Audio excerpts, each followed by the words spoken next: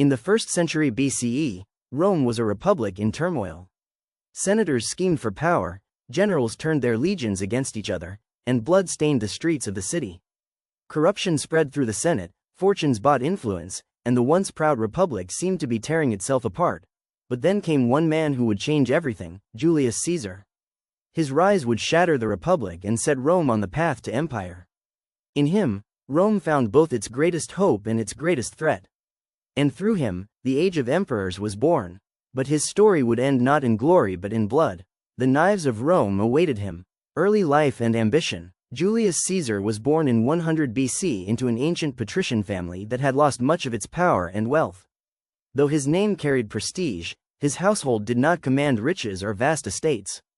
That mixture of nobility without security gave him both pride and hunger. As a young man, Caesar faced danger early. Rome's dictator, Sulla, ordered him to divorce his wife, Cornelia, daughter of a rival. Caesar refused. For his defiance, his life was threatened, and he was forced into hiding. Only after Sulla's death could he return a survivor marked by ambition. From the start, Caesar stood apart. Tall, charismatic, and eloquent, he could sway crowds with fiery speeches just as easily as he could command soldiers on the field. He was not content to be another name in the Senate. His destiny, he believed, was to reshape the fate of Rome itself. Conquering Gaul. Caesar's true glory came with his conquest of Gaul, a campaign that would make him both feared and adored.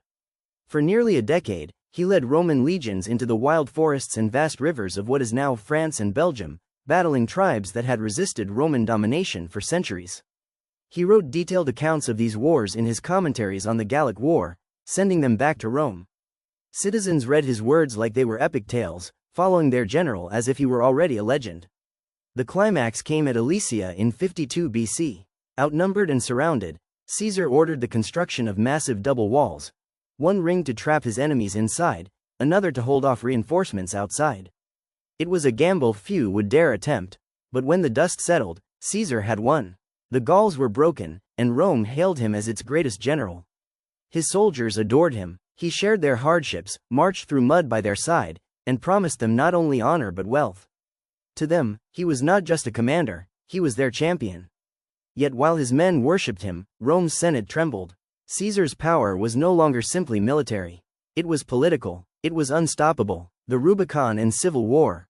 In 49 BC, the Senate ordered him to disband his legions and return to Rome as a private citizen.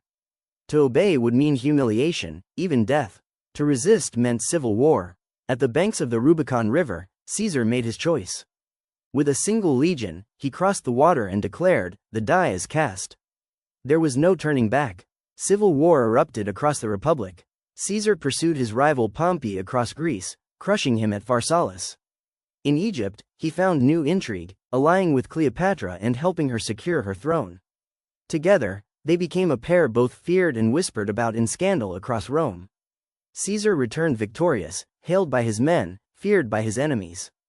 By 46 BC, he was the undisputed master of the Roman Republic. Ruler of Rome, the Senate declared him dictator for life. With power in his hands, Caesar pushed through sweeping reforms. He reorganized the calendar into the Julian form, ancestor of the one we still use today. He launched vast building projects, provided land for veterans, and expanded citizenship to conquered peoples. To the masses, he was a savior, a man who ended decades of instability. Statues rose in his honor, festivals celebrated his victories, and Rome glittered under his rule. But to the old aristocracy, he was something darker, a tyrant who threatened to crown himself king. And Rome had sworn never again to bow to kings. In hushed whispers, daggers were drawn. The death of Caesar, the Ides of March. On March 15, 44 BC, the day Romans called the Ides of March, the middle of the month, Caesar entered the Senate, unaware of the storm awaiting him. Once just a date, the Ides would forever be marked by blood. Surrounded by men he trusted, Caesar was stabbed again and again. Seeing Brutus among them, he whispered, "You too, Brutus?" Falling at Pompey's statue, the conqueror of nations lay dead, and the Ides of March became the day Julius Caesar fell. The man was gone, but the shadow of Caesar never left Rome.